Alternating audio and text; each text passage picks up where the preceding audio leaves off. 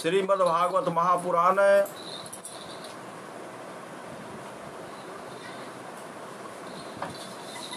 प्रथम स्कंद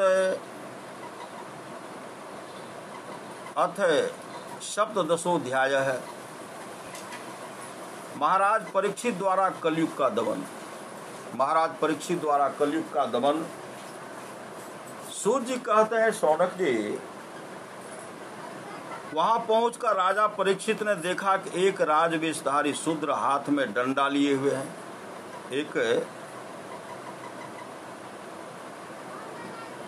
वहां पहुंचकर राजा परीक्षित ने देखा कि एक राजवेशधारी शूद्र हाथ में डंडा लिए हुए हैं और गाय बैल के जोरे को इस तरह पीटता जा रहा है।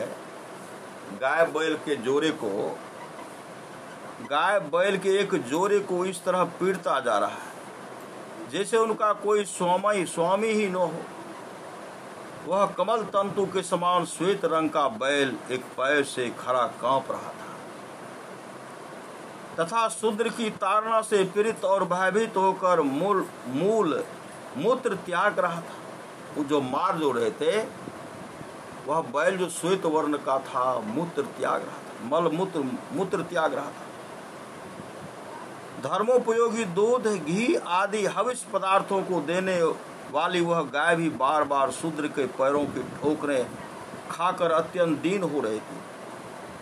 एक तो वह स्वयं ही दुबली पतली थी, दूसरे उसका बछड़ा भी उसके पास नहीं था। उसे भूख लगी हुई थी और उसकी आंखों से आंसू बहते जा रहे थे। स्वर्ण जटित रथ पर चढ़े हुए राजा परीक्षित ने अपना धनुष चढ़ाकर मेघ के समान गंभीर बाणी से उसको ललकारा। अरे तू कौन है जो बलवान होकर भी मेरे राज के दुर्बल प्राणियों को बलपूर्वक मार रहा है? तूने नट की भांति वेश तो राजा का सा बना रखा है, परंतु कर्म से तू शूद्र जान पड़ता है। हमारे दादा अर्जुन के साथ भगवान श्री कृष्ण के परम धाम पधार जाने पर इस प्रकार निर्जन स्थान में निरपराधों पर प्रहार करने वाला तू अपराधी है। अतः बद्ध के योग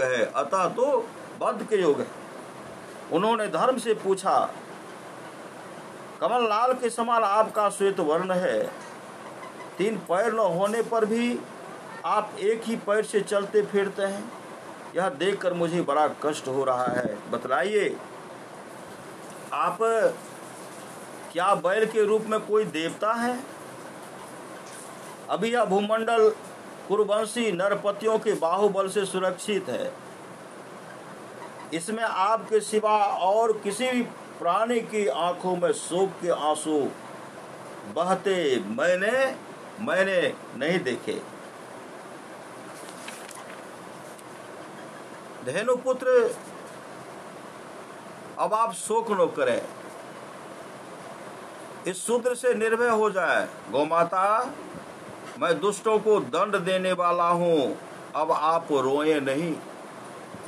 आपका कल्याण हो। देवी, जिस राजा के राज में दुष्टों के उपद्रव से सारी प्रजा त्रस्त रहती है, उस मतवाले राजा की कीर्ति, आयु, ऐश्वर्य और परलोक नष्ट हो जाते हैं।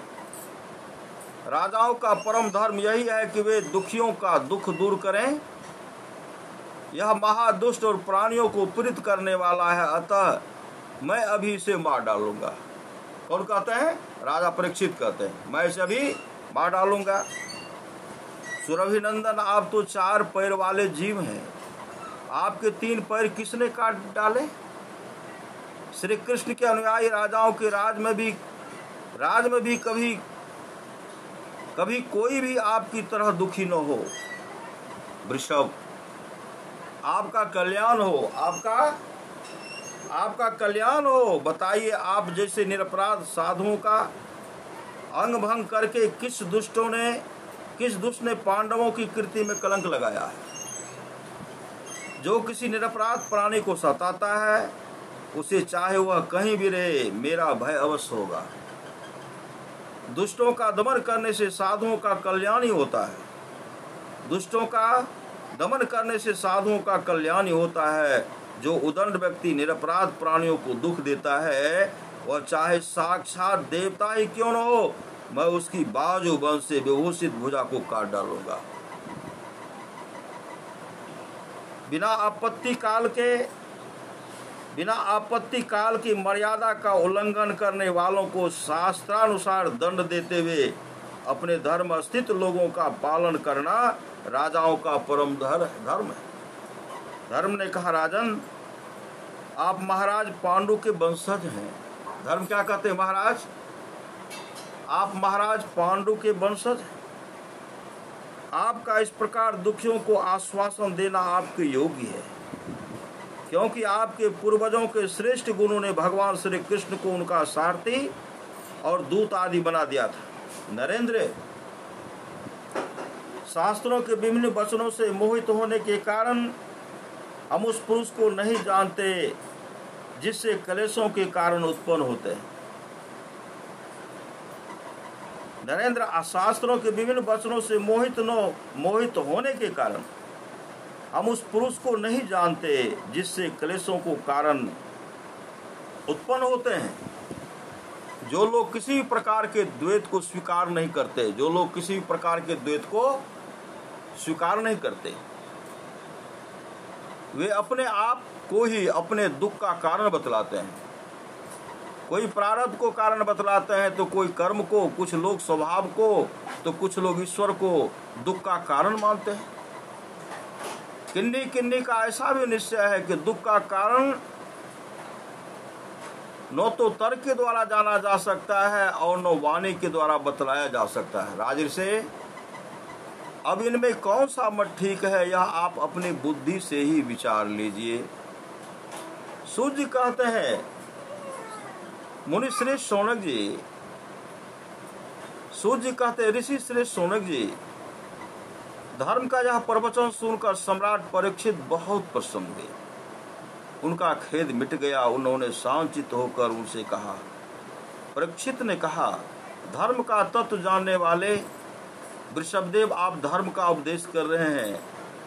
अवश्य आप वृषभ के रूप में स्वयं धर्म हैं। आपने अपने को दुख देने वाले का नाम इसलिए नहीं बताया है कि अधर्म करने वालों को जो नरक आदि प्राप्त होते हैं, वे ही चुगली करने वालों को भी मिलते हैं। इसलिए चुगली किसी का नहीं करनी चाहिए। अथवा यही सिद्धांत निश्चित है कि प्राणियों के मन और वाणी से परमेश्वर की माया के स्वरूप का निरूपण नहीं किया जा सकता। धर्मदेव, सतयुग में आपके 4 चरण थे। सतयुग में आपके क्या थे? 4 चरण थे। तप, पवित्रता, दया और सत्य। इस समय अधर्म के अंश, गर्व, आसक्ति और मद से 3 चरण नष्ट हो चुके हैं। 3 चरण क्या कलयुग में नष्ट हो चुके हैं। अब आपका 4था चरण केवल सत्य ही बच रहा है। उसी के बल पर आप जी रहे हैं और सत्य से पुष्ट हुआ यह और धर्म रूप कलयुग उसे भी ग्रास कर लेना चाहता है। ये गौ माता साक्षात पृथ्वी, ये गौ माता जो साक्षात पृथ्वी है, कौन कहते हैं? यह गौ माता साक्षात पृथ्वी है। भगवान इनका भारी बोझ उतार दिया था और ये उनके राशि सौंदर्य बिखेरने वाले चरण चिन्हों से सर्वत्र उत्सवमयी हो गई थी। अब ये उनसे बिछुड़ गई हैं। वे साध्वी अभागिनी के समान नेत्रों में जल भरकर यह चिंता कर रही हैं कि अब राजा का स्वांग बनाकर ब्राह्मण द्रोही शूद्र मुझे भोगेंगे। महारथी परीक्षित ने इस प्रकार धर्म और पृथ्वी को सांत्वना दी। फिर उन्होंने अधर्म के कारण रूप कलयुग को मारने के लिए तीक्ष्ण तलवार उठाई। कलयुग तार गया कि ये तो अब मुझे मार ही डालना चाहते हैं।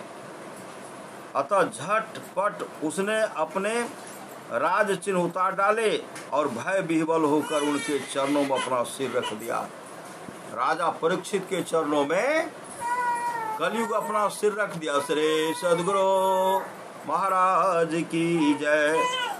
परीक्षित बड़े यशस्वी, परीक्षित बड़े यशस्वी, दीन वत्सल और शरणागत रक्षक थे। उन्होंने जब कलयुग को अपने पैरों पर पड़े देखा तो कृपा करके उसको मारा नहीं, अपितु हंसते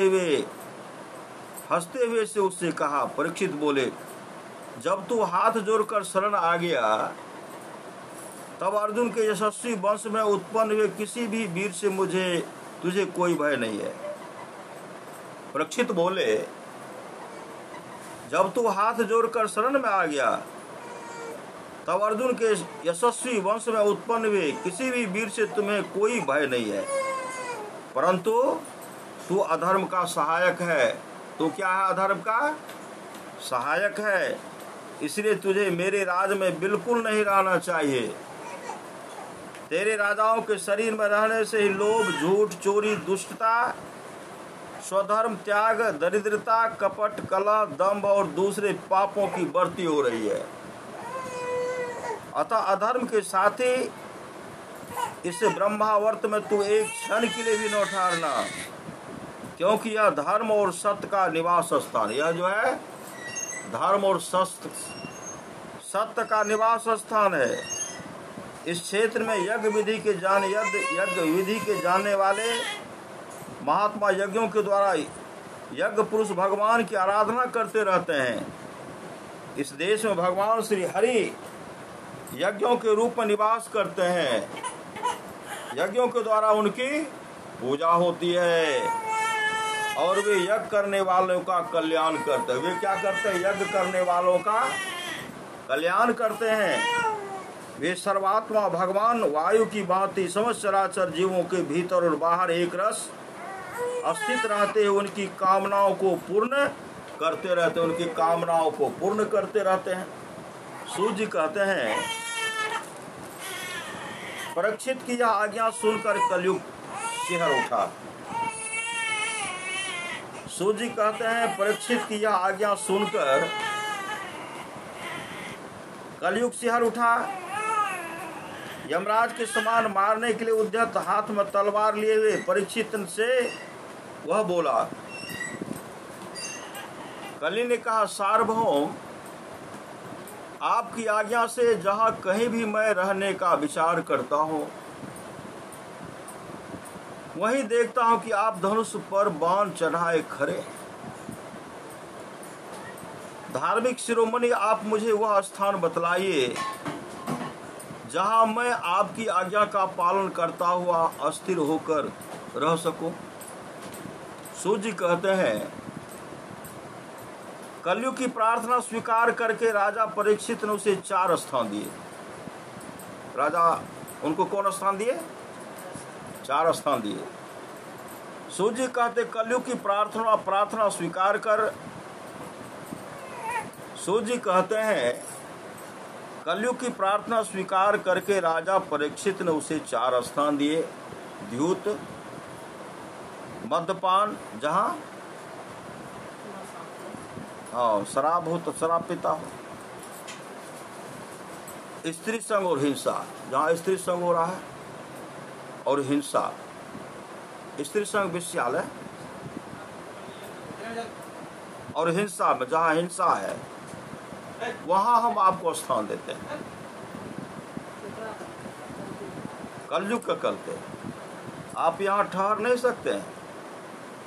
आप धूत में जो जुआ खेलता हो उसमें, मद्यपान जहां शराब पीता हो, शराब खाने में, स्त्री संग मतलब वेश्यालय में, और हिंसा जहां हिंसा होती है, जहां हिंसा होती है। इन स्थानों में क्रमशः असत्य, मद, आसक्ति और निर्दयता, ये 4 प्रकार के अधर्म निवास करते हैं। जहाँ हिंसा हो वहाँ अधर्म निवास करते हैं। सत्य को जानने वाले नहीं, सत्य को पहचानने वाले नहीं होते ऐसे लोग। उसने और भी स्थान मांगे, मुझे और कोई स्थान दीजिए। तब समर्थ परीक्षित ने उसे रहने के लिए एक और स्थान सुवर्ण मतलब सोना, धन में दिए। सुवर्ण धन दिया। इस प्रकार कलयुग के 5 स्थान हो गए। झूठ, मद, काम, वैर और रजोगुण। झूठ में भी हो गया, मद अहंकार में, काम में, वैर दुश्मनी में और रजोगुण में हो गया। परीक्षित के दिए हुए इन्हीं 5 स्थानों में अधर्म का मूल कारण कली उनकी आज्ञाओं का पालन करता हुआ निवास करने लगा। इसलिए आत्म कल्याण कामी पूर्ण पुरुष को इन 5 स्थानों का सेवन कभी नहीं करना चाहिए। कहीं जुआ खेलता वहां नहीं जाना चाहिए, जहां शराब पीता वहां नहीं जाना चाहिए, वेश्यालय नहीं जाना चाहिए, जहां बुच्चर खाना है, हिंसा होती है, जहां के लोग मांस मछली खाते हैं, वैसे लोगों से संपर्क कभी भी नहीं करना चाहिए, सेवन कभी नहीं करना चाहिए। धार्मिक राजा, प्रजा वर्ग के लौकिक नेता और धर्मोपदेष्टा गुरुओं को तो बड़ी सावधानी से इनका त्याग करना चाहिए। कौन कौन को जो धार्मिक व्यक्ति हैं, राजा हैं, प्रजा वर्ग के लौकिक नेता और धर्मोपदेष्टा जो धर्म का उपदेश करते हैं, गुरुओं को तो बड़ी सावधानी से इनका त्याग करना चाहिए। बड़ी सावधानी, ऐसे लोगों का क्या करना चाहिए? कहे 2 शब्द धर्म का बात चर्चा करने सत्संग कर रहे हैं, ऐसे लोगों से हमेशा दूर रहना चाहिए, ऐसे लोगों का परित्याग करना चाहिए। जहां जुआ खेलता हो, जहां शराब पीता हो, जहां हिंसा हो, ऐसे स्थानों का धार्मिक पुरुष को त्याग देना चाहिए। जो धार्मिक पुरुष ऐसे स्थानों को त्याग देते, ऐसे लोगों से संबंध अपना नहीं रखते। राजा परीक्षित ने इसके बाद वृषभ रूप धर्म के 3 चरण तपस्या, सोच और दया जोड़ दिए। कौन के? राजा परीक्षित ने इसके बाद वृषभ रूप धर्म के 3 चरण तपस्या, सोच और दया जोड़ दिए और आश्वासन देकर पृथ्वी का संवर्धन किया। वही महाराजा परीक्षित इस समय अपने राज सिंहासन पर, जिसे उनके पितामह महाराज युधिष्ठिर ने वन में जाते समय उन्हें दिया था, विराजमान है। मुकुट दिए थे, स्वर्ण में भी निवास दे दिए, मुकुट उनको दिए थे। वे परम यशस्वी सौभाग्यभाजन चक्रवर्ती सम्राट राजऋषि परीक्षित इस समय हस्तिनापुर में कौरव कुल की राजलक्ष्मी से शोभायमान है। राजलक्ष्मी शोभायमान है। अभी मनुनंदन राजा परीक्षित वास्तव में ऐसे ही प्रभावशाली हैं, जिनके शासन काल में आप लोग इस दीर्घकालीन यज्ञ के लिए दीक्षित हुए। इति श्रीमद्भागवते महापुराणे पारमहंस्यां संहितायां प्रथम स्कंधे कलिनिग्रहो नाम सप्तदशोऽध्यायः। श्री सद्गुरु महाराज की जय।